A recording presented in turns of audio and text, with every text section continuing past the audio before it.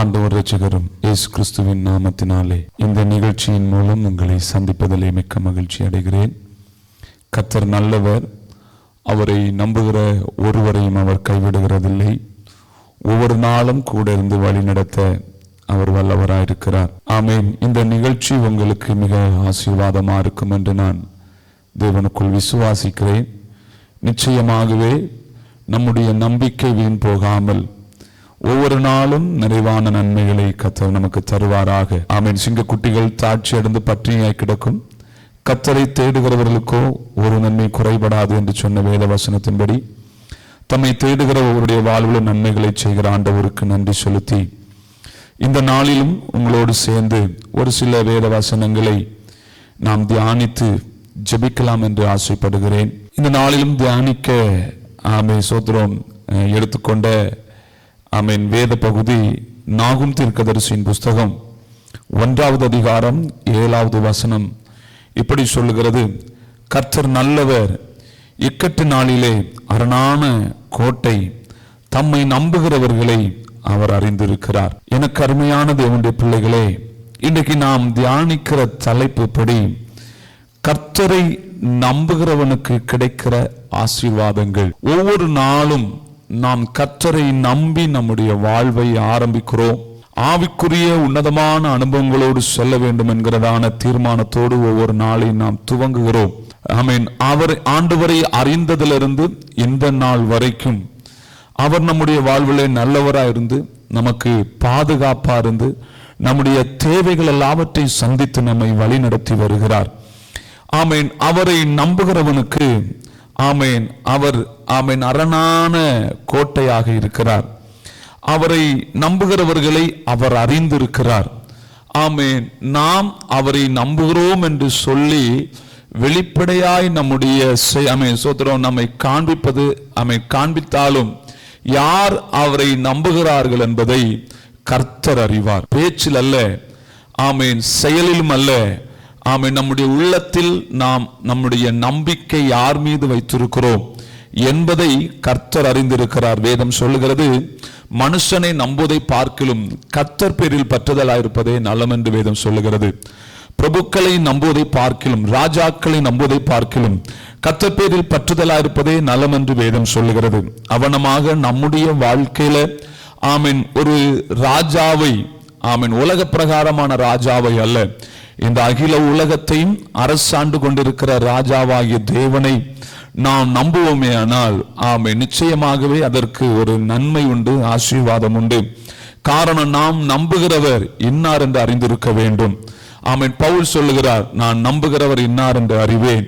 அப்படியானால் நம்முடைய ஆண்டவர் ஆமீன் அவரை நம்புகிறவர்களுக்கு ஆமீன் அநேக நன்மைகளை கொடுக்கிறார் என்று வேதம் சொல்லுகிறது. ஆமீன். அவரை நம்புகிறவருடைய வாழ்வில் நன்மைகளை செய்கிற ஆண்டவர் ஆமீன் பெரிய காரியங்களை செய்கிறவராக இருக்கிறார். ஒரு சில வேத வசனங்களை உங்கள் முன்பாக வைத்து நான் ஜெபிக்கலாம் என்று ஆசைப்படுகிறேன். கர்த்தரை நம்புகிறவனுக்கு என்னென்ன நன்மைகள் கிடைக்கும் என்று, அல்லது என்னென்ன ஆசீர்வாதம் கிடைக்கிறது என்று வேதம் நமக்கு தெளிவாக காண்பிக்கிறது என்பதை நான் உங்களோடு பகிர்ந்து கொள்ளலாம் என்று ஆசைப்படுகிறேன். ஆமீன். சங்கீதங்களின் புஸ்தகம் 32வது சங்கீதம் அதனுடைய ஸ்தோத்திரம் 10வது வசனத்தில் இப்படி சொல்லுகிறது: துன்மார்க்கனுக்கு அநேக வேதனைகள் உண்டு, கர்த்தரை நம்புகிறவனையோ கிருபை சூழ்ந்து கொள்ளும். கர்த்தரை நம்புகிறவனுக்கு கர்த்தர் கொடுக்கிற ஒரு பெரிய ஆசீர்வாதம் அவனை சூழ பாதுகாப்பை, அதாவது கிருபையினால் அவனை பாதுகாக்கிறது. அவனுடைய இரக்கத்தினால் அவனை பாதுகாப்பது கிருபை. நம்ம அப்போஸ்தலனாகிய பவுல் சொல்லும் போது சொல்லுகிறார், நாம் நிற்பதும் நிர்மூலமாகாதிருப்பதும் தேவனுடைய சுத்த கிருபை. இந்த உலகத்தில் இந்த நாள் வரைக்கும் ஆண்டவருக்காய் நிற்க, ஜீவனோடு நிற்க கர்த்தர் நமக்கு கிருபை தந்திருக்கிறாரே, ஆனால் நாம் பாக்கியவான்களா இருக்கிறோம். காரணம், நம்முடைய நம்பிக்கை முழுக்க முழுக்க அவர் மேல் இருக்க வேண்டும் என்பதை கர்த்தர் நம்மிடத்தில் எதிர்பார்க்கிறார். ஆமென். ஸ்தோத்திரம். தாவீது சொல்லும் போது இவனமாக சொல்லுகிறார், துன்மார்க்கனுக்கு அநேக வேதனைகள் உண்டு. ஆமேன். அந்த வேதனைகள் இருந்து அவன் சோத்திரம் திடீரென்று அவனுக்கு வேதனைகள், அவனுடைய வேதனைகள் நம்ம காண்பதில்லை. ஆனா வேதனை வரும்போது அவன் அதிலிருந்து எழும்ப முடியாத நிலைமைகளுக்கு தள்ளப்படுகிறான். ஆனால் ஆமென், தேவனை ஆராதிக்கிற தேவனுடைய பிள்ளைகளுக்கோ, ஆண்டவரை அறிந்திருக்கிற தேவனுடைய பிள்ளைகளுக்கோ ஆமென் ஸ்தோத்திரம், நெருக்கங்களும் உபத்திரவங்களும் பிரச்சனைகளும் போராட்டங்களும் உண்டு. ஆனா வேதம் என்ன சொல்லுகிறது? அவைகள் எல்லாம் வந்தாலும் ஆமென், கர்த்தரை நம்பி இருக்கிறவனை கிருபை சூழ்ந்து கொள்ளும். காரணம் என்னவென்றால், கிருபை அவனை பாதுகாக்கிறது, கிருபை அவனை வழி நடத்துகிறது, கிருபை அவனுடைய வாழ்விலே நன்மைகளை செய்கிறது, கிருபை ஒவ்வொரு நாளும் ஆமென் ஸ்தோத்திரம் அவனை பாதுகாக்கிறது. தீங்கிலிருந்து, பிரச்சனைகளிலிருந்து, போராட்டங்களிலிருந்து, வியாதிகளிலிருந்து, நெருக்கத்திலிருந்து கிருபை அவனை பாதுகாத்துக் கொள்ளுகிறது. அவருடைய கிருபை ஆமென் ஸ்தோத்திரம் வேதம் சொல்லுகிறது, அதிகாலையில் அவருடைய கிருபை புதிதா இருக்கிறது. அவருடைய கிருபைக்கு அளவே இல்லை. அவருடைய கிருபை நம்மோடு இருக்கிறபடியினால் இன்றைக்கு நாம் அவரிடத்திலிருந்து இரக்கத்தை பெற்றிருக்கிறோம். அவருடைய கிருபை நம்முடைய வாழ்வில் மிக மிக பெரிதா இருக்கிறது. எனக்கு அருமையான தேவனுடைய பிள்ளைகளே, கர்த்தரை நம்புகிறவனுக்கு தேவன் கொடுக்கிற ஆசீர்வாதம் அவருடைய கிருபையினால் அவனை சூழ்ந்து கொள்ளுகிறார். அவனுடைய கிருபை அவனை பாதுகாக்கிறது. ஆமென் ஸ்தோத்திரம். அவனுடைய கிருபை, அவருடைய கிருபை ஆமென், அவனை எந்த தீங்குக்கும் ஒப்பு கொடுக்காம, இன்னும் ஆமென் ஸ்தோத்திரம் தெளிவா சொல்ல போனா ஆமென், ஒரு கோழி தன்னுடைய குஞ்சுகளை அப்படியே ஆமென் சாப்பாடு அப்படியே கொடுத்துட்டு இருக்கும்போ ஆமென், அந்த கோழி குஞ்சுகளை ஆமென் ஸ்தோத்திரம் பருந்து அல்லது கழுகு அதை வந்து எடுக்க வரும்போது தன்னுடைய செட்டைகளுக்கு கீழே எப்படி பாதுகாக்கிறதோ அதே போல ஆமென், தீங்கும் நெருக்கமும் பிரச்சனைகளும் வரும்போது தேவனை நம்புகிறவர்களை கர்த்தருடைய கிருபையினால பாதுகாக்கிறார். எந்த தீங்குக்கும் ஒப்பு கொடுக்காம, எந்த பிரச்சனைகளுக்கும் ஒப்பு கொடுக்காம. இந்த வார்த்தையை கேட்டுக்கொண்டிருக்கிற என கருமையான தேவனுடைய பிள்ளைகளே, நீங்க ஆண்டவரை நம்புவீர்களே ஆனால், நீங்க அவரை நம்பிக்கையாக வைத்திருப்பீர்களானால், அவருடைய கிருபையினால உங்களை பாதுகாக்கிறார். அவருடைய கிருபையினால, அவருடைய இரக்கத்தினால. ஆமென் ஸ்தோத்திரம். 2 ஆமென் ஸ்தோத்திரம் வேதம் இப்படி சொல்லுகிறது சங்கீதத்துல. ஆமென் சங்கீதம் 115 அதனுடைய ஆமென் 9வது வசனத்திலிருந்து நம்ம வாசிக்கும் போது இப்படி சொல்லப்படுகிறது. ஆமென் ஸ்தோத்திரம். இஸ்ரவேலே, கர்த்தரை நம்பு, அவரே அவர்களுக்கு துணையும் அவர்களுக்கு கேடகமா இருக்கிறார். ஆரோன் குடும்பத்தாரை கர்த்தரை நம்புங்கள், அவரே அவர்களுக்கு துணையும் அவருக்கு கேடகமா இருக்கிறார். ஆமென் ஸ்தோத்திரம். கர்த்தருக்கு பயப்படுகிறவர்களே, கர்த்தரை நம்புங்கள், அவரே அவர்களுக்கு துணையும் அவர்களுக்கு கேடகமா இருக்கிறார். கர்த்தர் நம்மை நினைத்திருக்கிறார். அவர் ஆமென் இஸ்ரவேலை ஆசீர்வதிப்பார். ஆமென் ஆரோன் குடும்பத்தாரை ஆமென் அவர் ஆஸ்வதிக்கிறவரா இருக்கிறார். எனக்கு அருமையான தேவனுடைய பிள்ளைகளே, அப்படின்னா கர்த்தரை நம்புகிறவனுக்கு கர்த்தர் கேடகமாக ஆமென் பாதுகாப்பாக இருக்கிறார். ஒன்று, அவனை கிருபையாய் பாதுகாக்கிறார், கிருபை அவன் சூழ்ந்து கொண்டிருக்கிறது. 2வது, அவருக்கு கேடகமா இருக்கிறார். இரவில் உண்டாகும் பயங்கரத்துக்கும், பகலில் பறக்கும் அம்புக்கும், இருளில் நடமாடும் கொள்ளை நோய்க்கும் நீ பயப்படாதிருப்பாய். ஆமென். காரணம் என்ன? சங்கீதம் 91, அவர் என் கோட்டை, என் அரண், என் கேடகம், நான் நம்பி இருக்கிறவர் என்று சொல்லுவேன். அப்போ ஆமென் ஸ்தோத்திரம், கர்த்தரை நம்புகிறவனுக்கு அவர் கேடகமா இருக்கிறார். எந்த ஒரு யுத்த வீரனுடைய கையிலும் கேடகம் இருக்கும். அந்த கேடகம் அவனுடைய சத்துருடைய கையிலிருந்து வருகிற ஆமென் கரத்திலிருந்து வருகிற வாழ்வீச்சுக்கும் ஆமென் ஸ்தோத்திரம் அவனை காயப்படுத்துவதற்கு வருகிற எந்த ஒரு ஆமென் ஸ்தோத்திரம் ஆயுதத்திற்கும் தன்னை காப்பதற்காக அந்த கேடகத்தை பயன்படுத்துகிறான். ஆமென். அதே போல தாவீது சொல்லுகிறான், கர்த்தரை நம்புகிறவர்களுக்கு அவர் கேடகமா இருக்கிறார். நல்லா யோசித்து பாருங்க, எவ்வளவு பிரச்சனைகள், எவ்வளவு போராட்டங்கள், நமக்கு விரோதமாய் எழும்புகிற எவ்வளவு நெருக்கங்கள், அவர் நமக்கு முன்பாக கேடகமா இல்லை என்றால், நாம் அவருக்கு பின்பாக மறைந்து கொள்ளவில்லை என்றால், அவைகள் எல்லாம் என்றோ நம்மை ஆமென் மேற்கொண்டு நம்முடைய வாழ்க்கையை சீரழித்திருக்கும். அல்லது நம்ம இன்னைக்கு ஜீவனோடு இருப்பதே அரிதான காரியமா இருக்கும். காரணம் ஆமென், இன்றைக்கும் ஜீவனோடு இருப்பதற்கு காரணம் கர்த்தர் நமக்கு கேடகமா இருக்கிறார். ஆமென். கர்த்தரை நம்புகிறவனை கர்த்தர் அறிந்திருக்கிறார். அவன் உண்மையாகவே கர்த்தரை நம்புவான் என்று அவர் அறிந்திருப்பாரே, ஆனால் அவரால் கிடைக்கிற நன்மைகள், ஆசீர்வாதங்கள், ஒன்று, சூழ்நிலைகள் அவனுக்கு சாதகம் இல்லாமல் இருக்கும் போது கிருபை அவனை சூழ்ந்து கொள்ளுகிறது. 2, நெருக்கங்களும் பாடுகளும் பிரச்சனைகளும் சத்துருடைய போராட்டங்களும் வரும்போது கேடகமாக கர்த்தர் முன்னின்று அவனை பாதுகாக்கிறார். ஆமென். கர்த்தர் அவனோடு கூட இருந்து அவனை வழி நடத்துகிறார்.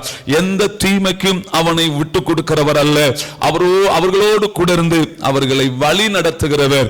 ஆமென். ஆண்டவராகிய தேவன் ஆமென் உண்மை உள்ளவராயிருக்கிறார். நாம் மனுஷனை நம்பவில்லை, கர்த்தரை நம்புகிறோம். ஆமென். இந்த வார்த்தையை கேட்கிற ஆமென் ஸ்தோத்திரம். எனக்கு அருமையான தேவனுடைய பிள்ளைகளே, நீங்கள் எந்த நிலைமையில இருக்கலாம், எப்பேற்பட்ட பிரச்சனையில் இருக்கலாம், எப்பேற்பட்ட போராட்டத்தில் இருக்கலாம், எப்பேற்பட்ட சத்துனுடைய இடுக்கண்கள் இருக்கலாம், கர்த்தர் உங்களுக்கு கேடகமா இருக்கிறார், கர்த்தர் உங்களுக்கு கோட்டையா இருக்கிறார். எதுவும் ஆமென் உங்களை ஆமென் தொடுவதில்லை. எந்த சூழலிலும் ஆமென் ஸ்தோத்திரம் யாராலும் உங்களை ஆமென் ஸ்தோத்திரம் எதிர்கொள்ள முடியாது. காரணம், நமக்கு முன்பாக கர்த்தர் இருக்கும்போது ஆமென் அவர் நமக்கு கேடகமாக இருந்து அவர் நம்மை பாதுகாக்கிறவரா இருக்கிறார். கர்த்தரை நம்புகிறவர்களை கர்த்தர் அறிந்திருக்கிறார். கர்த்தரை நம்புகிறவர்களுக்கு கர்த்தர் நாம மிக மிக தெளிவான பாதுகாப்பை கொடுக்கிறார். உன்னதமானவரின் மறைவில் இருக்கிறவன் ஆமென் சர்வ வல்லவருடைய நிழலில் தங்குவான். அவன் எதை குறித்தும் பயப்பட வேண்டிய தேவையில்லை என்று சொல்லி வேதம் நமக்கு மிக அழகாக கற்றுக் கொடுக்கிறது. ஆமென் ஸ்தோத்திரம். ஆமென். மூன்றாவதாக ஆமென் சங்கீதம் 125வது சங்கீதத்தினுடைய 1வது வசனம் சொல்லுகிறது, கர்த்தரை நம்புகிறவர்கள் என்றென்றைக்கும் அசையாமல் நிலைத்திருக்கும் சீயோன் பர்வதங்களை போல் இருப்பார்கள். கர்த்தரை நம்புகிறவர்கள் என்றென்றைக்கும் அசையாமல் நிலைத்திருக்கும் சீயோன் பர்வதத்தை போல் இருப்பார்கள். ஆமென். ஒன்று, ஆமென் அவருடைய கிருபை நம்மை பாதுகாத்துக் கொள்ளுகிறது. 2, ஆமென் அவரை நம்புகிறவர்களே அவர் கேடகமா இருக்கிறார். 3வது, யாரெல்லாம் கர்த்தரை நம்புகிறார்களோ அவர்கள் ஒரு நாளும் அசைக்கப்படுவதில்லை. எப்படி இருப்பார்களாம்?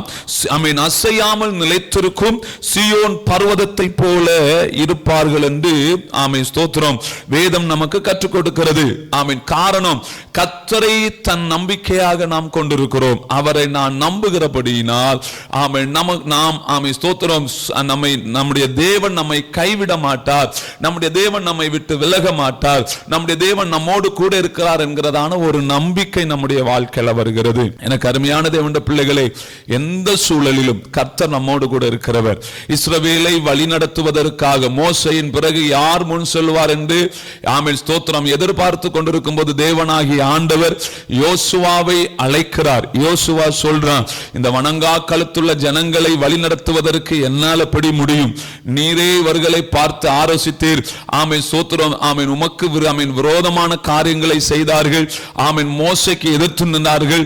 ஆமென் இவர்களை நான் எப்படி வழி நடத்த முடியும்? என்னுடைய வார்த்தைகளுக்கு இவர்கள் எப்படி கட்டுப்படுவார்கள் என்று ஆமென் தன்னுடைய சூழ்நிலைகளை அறிந்து ஆமென் பயப்படும் போது ஆண்டவர் சொல்லுகிறார், நான் உன்னை விட்டு விலகவும் மாட்டேன், உன்னை கைவிடவும் மாட்டேன், நான் உன் கூட இருந்து உன்னை ஆமென் ஸ்தோத்திரம் இவர்களுக்கு முன்பாக பெரியவனாக்குவேன்.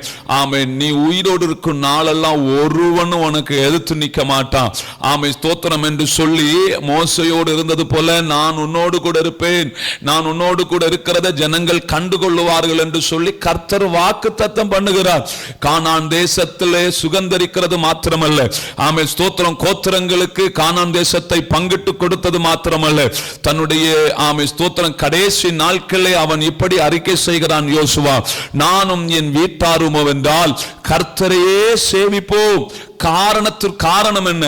வாக்கு பண்ணினவர் இந்நாள் வரைக்கும் என்னை கைவிடாமல் பாதுகாத்தார், என்னை அசைக்க விடவில்லை. மனிதர்களும் ஆமென் அநேக ராஜாக்களும் அநேக சத்துருக்களும் என்னை அசைக்க திட்டமிட்டாலும் கர்த்தர் என்னோடு கூட இருந்து ஆமென் என்னை வைத்த ஸ்தானத்திலே நிலைத்திருக்க செய்து என்னை தலைநிமிர செய்தபடியால் நானும் என் வீட்டாரும் என்றால் கர்த்தரையே சேவிப்போம் என்று சொல்லி ஆமென் பக்தன் யோசுவா சொல்லுகிறார். அப்படியானால் நிச்சயமாக கர்த்தரை நம்புகிறவர்களை கர்த்தர் ஒரு நாளும் அசைக்கப்பட விடுவதில்லை.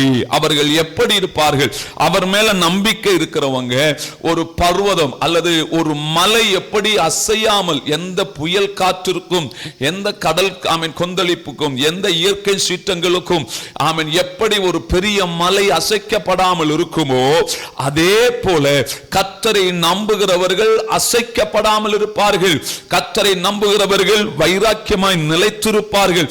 காரணம், தாங்கள் ஆராதிக்கிற தேவனை நன்கு அறிந்திருக்கிறபடியினால், தாங்கள் ஆராதிக்கிற தேவனுடைய கிரியைகளை நன்கு அறிந்திருக்கிறபடியினால், எல்லா சூழலிலும் கர்த்தர் அவர்களோடு இருந்து அவர்களை பாதுகாக்கிறார் என்கிற நம்பிக்கை ஒரு மனுஷனிடத்தில் இருக்குமேயானால் அவன் ஒரு நாளும் அசைக்கப்படுவதில்லை என்று வேதம் சொல்லுகிறது. எனக்கு அருமையான தேவனுடைய பிள்ளைகளே, இந்த வார்த்தைகளை கேட்டுக்கொண்டிருக்கிற உங்களுடைய வாழ்வில் அவருடைய கிருபை உங்களை சூழ்ந்து கொண்டிருக்கிறது. அதனால தான் இன்னைக்கு ஜீவனோட இருக்கிறீங்க.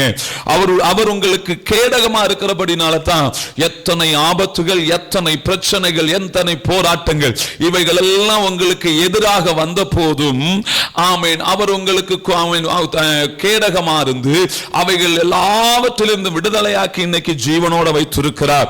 ஆமென், சோத்திரம். உங்களுக்கு விரோதமான எவ்வளவோ எதிர்காற்றுகள் வந்த போதும், எவ்வளவோ பிரச்சனைகள் வந்த போதும் அவர் உங்களை யாரும் அசைக்காதபடி, ஸ்தோத்திரம், உங்களை நீங்கள் இருக்கிற தேசத்துல, நீங்க இருக்கிற இடத்துல உங்களை அசைக்கப்படாதபடி ஒரு மலையை போல நிலைத்திருக்க செய்திருக்கிறாரே. ஆனால் நீங்கள் அவர் மேல் வைத்திருக்கிற நம்பிக்கை வீண் போகாதபடி கர்த்தர் உங்களோடு கூட கிரியை செய்து வருகிறார்.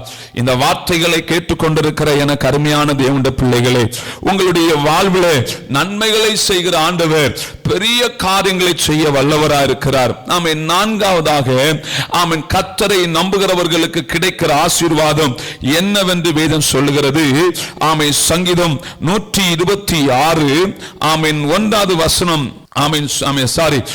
சங்கீதம் 26 அதனுடைய 1வது வசனம் இப்படி சொல்லுகிறது. அவரை நம்புகிறவர்கள் ஒரு நாளும் தள்ளாடுவதில்லை என்று வேதம் சொல்லுகிறது. அவரை நம்புகிறவர்கள் ஒரு நாளும் தள்ளாடுவதில்லை.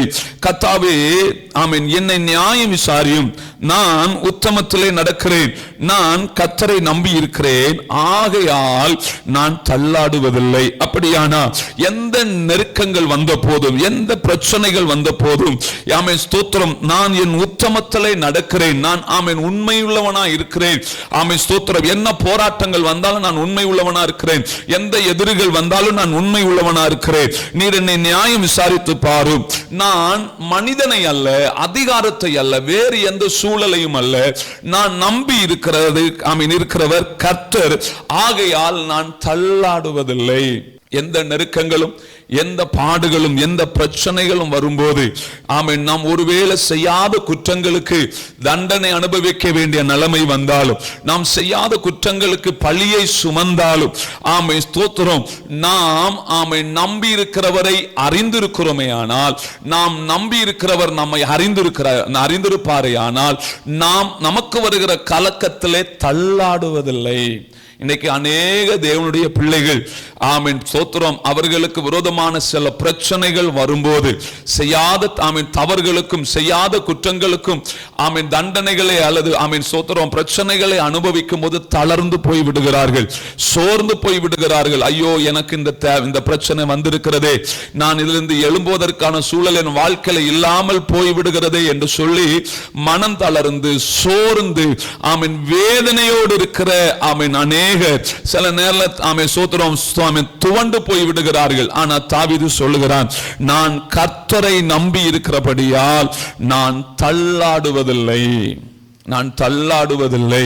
என்ன நெருக்கங்கள் வந்தாலும், என்ன பிரச்சனைகள் வந்தாலும், வேதத்திலே சொல்லப்பட்ட கிறிஸ்துவுக்கான முதல் இரத்த சாட்சியாகிய ஸ்தேவான், சபை மூப்பர்களாலும் அப்போஸ்தலனாகிய பவுல் இயேசுவை ஏற்றுக்கொள்வதற்கு முன்பதாக யூத மதத்திற்காய் வைராக்கியமாய் போராடி கொண்டிருக்கிற அந்த காலகட்டத்தில் ஸ்தேவானை பிடித்து ஜனங்களுக்கு முன்பாக கொண்டு வருகிறார்கள்.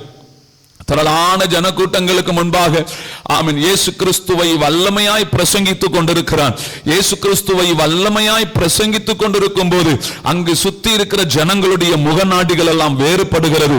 ஆனால் ஆமென் அவர்களுடைய கரங்கள் இருக்கிற கல்களை பார்த்தோ, அவர்களுடைய முகத்தில் இருக்கிற வெறியை பார்த்தோ, கோபத்தை பார்த்தோ, ஆமென் ஸ்தோத்திரம், எல்லளவும் பயப்படாத இந்த ஆமென் ஸ்தேவானுடைய முகம் ஆமென் பரலோகத்தின் தேவனுடைய தரிசனத்தை பார்த்து தேவதூதனை போல பிரகாசிக்க ஆரம்பித்தது. அப்படியானால் திரள் கூட்டங்களுடைய ஆமென் ஸ்தோத்திர கல்லறை அவனுக்கு ஒரு பொருட்டாக தோன்றவில்லை. காரணம் என்னவென்றால் ஆமென் அவனுடைய வாழ்க்கையில அவன் நம்பி இருக்கிறவர் யார் என்பதை புரிந்து கொண்டான். அந்த இடத்துல சுற்றிலும் அவனுக்கு ஆமென் அடைக்கப்பட்ட வாசல்கள் இருந்தாலும் அவன் வானத்தை அண்ணார்ந்து பார்க்கிறான். அவனை வரவேற்றுக் கொள்வதற்காக என் ஆண்டவராய் இயேசு கிறிஸ்து அவனை ஆமென் இருகரங்கள் விரித்து அழைக்கிறதை கண்டு மனநிறைவோடு தன்னுடைய ஆவியை ஆமென் ஸ்தோத்திரம் தேவனுடைய கையிலே ஒப்பு கொடுக்கிறான். ஆமென் அவர்கள் அவனுடைய அவனுடைய சரீரத்தை கொலை செய்ய முடிந்ததை தவிர அவனுடைய ஜீவனை கிறிஸ்துவை விட்டு பிரிக்க முடியவில்லை. அவன் சாகிறது வரைக்கும் அவனுடைய வாயிலிருந்து இயேசு என்கிறதான வார்த்தைக்கு சுவிசேஷம் சொல்வதான ஆமென் அந்த செயல்பாடுக்கு அவனை எதிர்த்து அவனை போராடி ஜெயிக்கவில்லை. தன்னுடைய கடைசி நிமிடம் வரைக்கும் கிறிஸ்துவுக்காக நின்றான். நெருக்கத்தையும் பிரச்சனையும் மரண கண்ணியும் பார்த்து அவன் சோர்ந்து போகவில்லை. கிறிஸ்துவுக்காக நின்றான். வேதம் சொல்லுகிறது, கர்த்தரை நம்பி இருக்கிறபடியால் நான் தள்ளாடுவதில்லை. ஆமென். ஒருவன் கர்த்தரை நம்பி இருப்பானே ஆனால் சூழ்நிலைகள் அவனுக்கு சாதகம் இல்லாமல் போனாலும் சரி, சூழ்நிலை அவனுக்கு ஆமென் பல நெருக்கங்களை கொண்டு கொடுத்தாலும் போட்டாலும் சரி, ஒருவேளை மரண கண்ணியில் அவன் சிக்கி தவித்தாலும் சரி, கர்த்தரை நம்பி இருக்கிறவன் ஒரு நாளும் தள்ளாடுவதில்லை. எந்த சூழலையும் பார்த்து தள்ளாடுவதில்லை, எந்த பிரச்சனைகளையும் பார்த்து தள்ளாடுவதில்லை, எந்த நெருக்கத்தையும் பார்த்து தள்ளாடுவதில்லை. காரணம், நம்பி இருக்கிறவர் இன்னார் என்று அவன் அறிந்திருக்கிறான். எனக்கு அருமையான தேவனுடைய பிள்ளைகளை, இந்த வார்த்தைகளை கேட்டு ஆமென் ஸ்தோத்திரம் தேவ சமூகத்தில் இருக்கிற உங்களோடும் கர்த்தர் பேசுகிறார். நீங்கள் ஆமென் அவரை நம்பி இருப்பீர்களே ஆனால் உங்களுடைய வாழ்க்கை ஆமென் தள்ளாட்டத்திற்கு நேராக போகாது. நீங்க தைரியமா இருப்பீங்க, நீங்க விசுவாசத்துல நிலைத்திருப்பீங்க. என்ன மாத்திரம் தான் ஆண்டவருக்காய் கனி கொடுக்க முடியும், என்ன மாத்திரம் தான் உங்களுடைய ஆமென் ஸ்தோத்திரம் வாழ்க்கையின் நிறைவு கிறிஸ்துவோடு கூட இருக்கும். இல்லைன்னா பாதி வழியில நம்ம ஆமென் ஆவிக்குரிய வாழ்க்கை, நம்முடைய கிறிஸ்தவ வாழ்க்கை தொலைந்து விடும். காரணம் என்ன? ஆமென் சில சூழ்நிலைகள் நம்மை தள்ளாட வைத்து விடும். சில சூழ்நிலைகள் நம்மை ஆமென் ஸ்தோத்திரம் அலங்கோலமாக்க செய்துவிடும். சில சூழ்நிலைகள் நம்மை கிறிஸ்துவை விட்டே தூரமாக்கி விடும். ஆனா நிலைத்திருப்பீர்களே ஆனால் கர்த்தர் உங்களை ஒரு நாளும் கைவிடவே மாட்டார். ஆமென். கர்த்தரை நம்பி இருக்கிறவனை கர்த்தர் அறிந்திருக்கிறார். ஆமென். கர்த்தரை நம்பி இருக்கிறவர்களை அவர் அறிந்திருக்கிறார். அவர்களுடைய இக்கட்டு நாளிலே அவரே ஸ்தோத்திரம் அடைக்கலமாக, அரணாக, கோட்டையாக இருக்கிறார். அப்படின்னா நீ தள்ளாடும் போது, நீ ஆமென் ஸ்தோத்திரம் வேதனைப்படும் போது, அல்லது நீ தளர்ந்து போகும்போது, ஒருவேளை அவர் மேல நீ நம்பிக்கை வச்சா ஆமென் அவர் உன்னை எந்த தீங்குக்கும் ஒப்பு கொடுக்காம கிருபைக்குள்ள மறைத்து பாதுகாக்க வல்லவராயிருக்கிறார். ஆமென். அடுத்து ஐந்தாவதாக வேதம் சொல்லுகிறது, கர்த்தரை நம்பி இருக்கிறவன் செழிப்பான். நீதிமொழிகள் 28வது அதிகாரம் அதனுடைய 25வது வசனம் சொல்லுகிறது, ஆமென் ஸ்தோத்திரம், கர்த்தரை நம்பி இருக்கிறவனை கர்த்தர் ஆசீர்வதிக்கிறது மட்டுமல்ல, தள்ளாடுகிறது மட்டும் ஆமென் தள்ளாடாமல் இருக்கிறது மட்டுமல்ல, ஆமென் அசைக்கப்படாமல் இருப்பது மட்டுமல்ல, அவன் செழித்திருப்பான், அவன் செழிப்பா இருப்பான். கர்த்தருக்கு பயப்படுகிற மனுஷன் இவ்விதமாய் ஆஸ்வதிக்கப்படுவான் என்று சங்கீதம் 128 சொல்லுகிறது. அவன் நீர்க்கால்களில் ஓரமாய் நடப்பட்டு தன் காலத்தில் தன் கனியை தந்து இலையுதிராதிருக்கிற மரத்தை போல் ஆமென் இருப்பான். அவன் செய்வதெல்லாம் வாய்க்கும் என்று ஆமென் ஸ்தோத்திரம் சங்கீதம் 1 ஆமென் சொல்லுது. ஆமென் ஸ்தோத்திரம். கர்த்தருக்கு பயப்படணும். கர்த்தருடைய வேதத்துல பிரியமா இருக்கிற மனுஷன் அவன் பாக்கியவான். ஆமென். அவனுடைய வாழ்வுல நன்மைகள் உண்டு. கர்த்தருக்கு பயப்படுகிறவனுடைய வாழ்வுல நன்மைகள் உண்டு. கர்த்தரை பயப்படுகிற, கர்த்தரை நம்புகிறவனுடைய வாழ்வுல அற்புதங்களை கர்த்தர் செய்ய வல்லவரா இருக்கிறார். கர்த்தருடைய ஆமென் கர்த்தரை நம்புகிறவனுடைய வாழ்வு வாழ்விலே ஆமென் செழிப்பை கர்த்தர் கட்டளையிட வல்லவராக இருக்கிறார். செழிப்பு என்னன்னா அவன் கையின் பிரயாசத்தை கர்த்தர் ஆஸ்வதிப்பார், அவனுக்கு நன்மை உண்டாகும், வீண் செலவுகளுக்கு ஒப்பு கொடுக்க மாட்டார், பொத்தலான பையில போடுகிற அனுபவம் இருக்காது. ஆமென். அவன் சம்பாதித்துக் கொண்டு வருவானே ஆனால் அவனுக்கு ஆமென் தோத்திரம் அது மிச்சமா இருக்கும். அல்லனா சம்பாத்தியம் எல்லாமே ஒரு வழியா வரும், இன்னொரு வழியா போயிட்டே இருக்கும். காரணம் என்னன்னா அவனுடைய நம்பிக்கை முழுக்க முழுக்க உலகத்தோடு இருக்கிறபடியினால். ஆமென். வேதம் சொல்லுகிறது கர்த்தரை நம்பி வந்த ஆபிரகாமை கர்த்தர் ஆசீர்வதித்தார், வெள்ளியும் பொன்னும் உள்ள செல்வ சீமானாய் மாறினான் என்று வேதம் சொல்லுகிறது. அப்படியானா அவரை நம்பி வந்திருக்கிற ஆமென் ஸ்தோத்திரம் உங்களுடைய வாழ்வில் செழிப்ப கட்டளையிடுவார், செழிப்பான ஆசீர்வாதங்களை கட்டளையிடுவார். நம்ம நம்பி வந்திருக்கிறோம் இல்ல, ஆமென் ஸ்தோத்திரம் ஆசீர்வாதத்தை நம்பி அல்ல, அவரை நம்பி வந்தவங்களை தான் செழிக்க செய்வார்.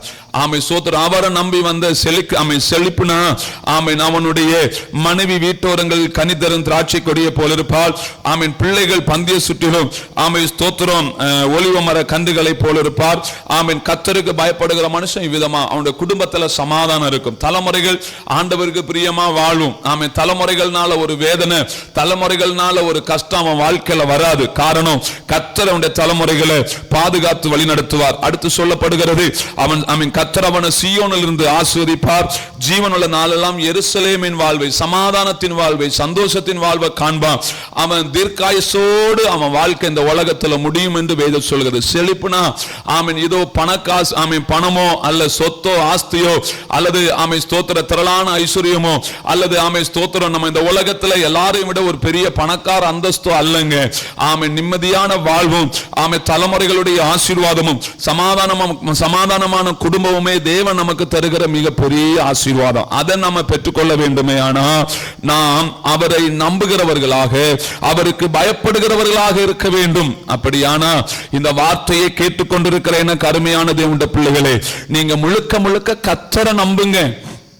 வேதம் அதுதான் நமக்கு சொல்லிக் கொடுக்கிறது.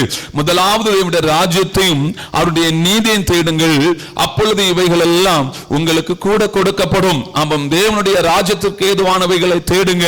ஆமென். அவருக்கு பிரியமானதை தேடுங்க, அவருக்கு பிரியமான காரியங்களை செய்ய முயற்சி செய்யுங்க, அவர் மேல நம்பிக்கையா இருங்க, உங்களை கர்த்தர் செழித்திருக்க பண்ணுவார். ஆமென். ஒரு வார்த்தை கூட சொல்லி ஆமென் நான் ஜெபிக்கலாம் என்று ஆசைப்படுகிறேன். ஆமென் ஸ்தோத்திரம்.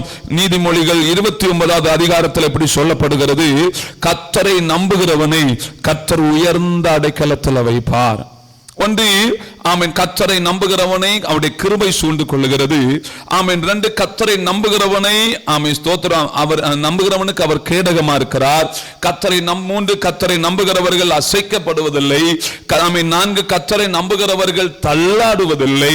5 கர்த்தரை நம்புகிறவர்கள் செழித்திருப்பார்கள். 6 கர்த்தரை நம்புகிறவர்களை கர்த்தர் உயர்ந்த அடைக்கலத்தில் வைப்பார். சங்கீதம் 91 அதனுடைய ஆமென் 15வது வசனம் இப்படி சொல்லுகிறது.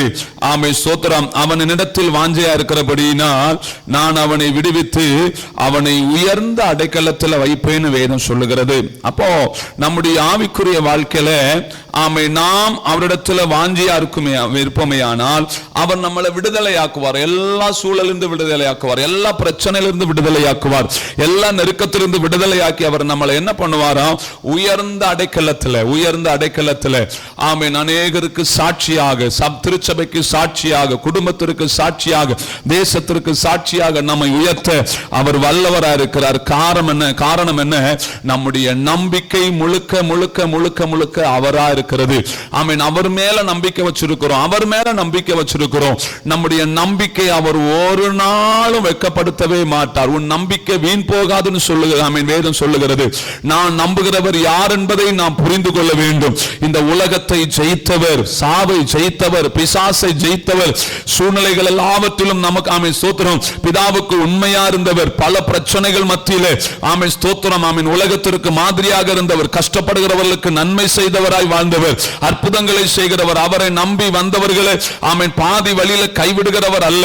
ஏதோ ஒரு எதிர்பார்ப்பை ஆமென் நம்மிடத்தில் வைத்து நாம் அவருக்கு பிரியமா இருந்தாதான் நம்ம வாழ்க்கையில நன்மை செய்கிறவராக அல்ல, எந்த சூழலில் நன்மை செய்து நம்மை பாதுகாக்கிறவராக இருக்கிறபடியினாலே ஆமென் நாம் அவரை நம்புவோமே ஆனால் ஒரு நாளும் அவர் நம்மளை கைவிடவே மாட்டார். எனக்கு அருமையான தேவனுடைய பிள்ளைகளே, ஆமென். கர்த்தரை நம்புகிறவனுக்கு கிடைக்கிற ஆசீர்வாதத்தை நம்ம இன்னைக்கு ஆமென் ஸ்தோத்திரம் வேதத்துல தியானித்து இருக்கிறோம். இந்த நம்பிக்கை, இந்த வார்த்தை கேட்கிற உங்கள் மேல வரட்டும். மனுஷனை நம்பினா வீண். ஆமென். அவன் நாமே ஸ்தோத்திரம் இன்னைக்கு ஒரு வார்த்தை சொன்னானா நாளைக்கு மாறிடுவான். ஒருவேளை அவனுக்கு செய்ய திராணி இருக்கும்போது ஆமென் ஸ்தோத்திரம் அவனை நம்ப சொல்லுவான். ஒருவேளை நமக்கு தேவை வந்து அவனை நம்பி போகும்போது அவனுக்கு செய்ய திராணி இல்லனா சொன்ன வார்த்தையை ஆமென் ஸ்தோத்திரம் அப்படியே காட்டுல பறக்கடிச்சிட்டு அப்படியே போயிடுவான். நம்முடைய ஆண்டவர் அப்படி அல்ல. அவருடைய வார்த்தை ஆம் என்றும் ஆமென் என்றும் இருக்கிறது. அவர் சொன்னா செய்யாம விடவே மாட்டார். அவர் வாக்கு தத்தத்தில் உண்மை உள்ளவர், வாக்கு மாறாதவரா இருக்கிறார். நிச்சயமாகவே நம்முடைய வாழ்க்கையில நன்மைகளை செய்கிறவரா இருக்கிறார். நாகும் 1வது அதிகாரம் 7வது வசனம் இப்படி சொல்கிறது, கர்த்தர் நல்லவர், இக்கட்டு நாளிலே அரணான கோட்டை, தம்மை நம்பி நம்புகிறவர்களை அவர் அறிந்திருக்கிறார். நிச்சயமாகவே இந்த வார்த்தையை கேட்கிற நீங்க அவர் மேல நம்பிக்கை இருப்பீங்கன்னா, அவரை நம்புவீங்கன்னா உங்க வாழ்க்கையில நன்மைகளை செய்ய அவர் போதுமானவரா இருக்கிறார்.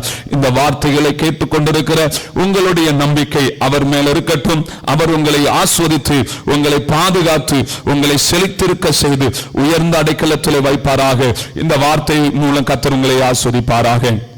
நான் உங்களுக்காக ஜெபிக்க போகிறேன். என்னோடு சேர்ந்து ஜெபம் பண்ணுங்க. ஆண்டவரே, ஆமென், நான் உம்மை நம்பி இருக்கிறேன்.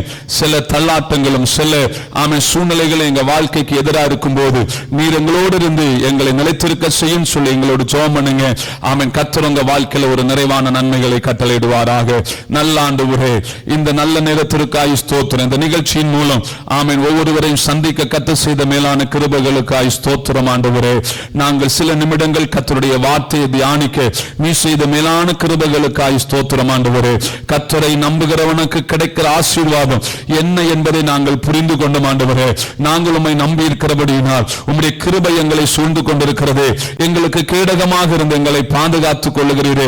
எந்த பிரச்சனைகளும் போராட்டங்களும் வரும்போது நாங்கள் அசைக்கப்படாமல் நிலைத்திருக்க செய்கிறீரே. ஸ்தோத்திரம். ஆண்டவரே, நாங்கள் தள்ளாடாதபடி நிலைத்திருக்கிற செய்கிறபடியால் ஸ்தோத்திரம். உம்மை நம்புகிறவர்களை நீ செழித்திருக்க பண்ணுகிறீரே.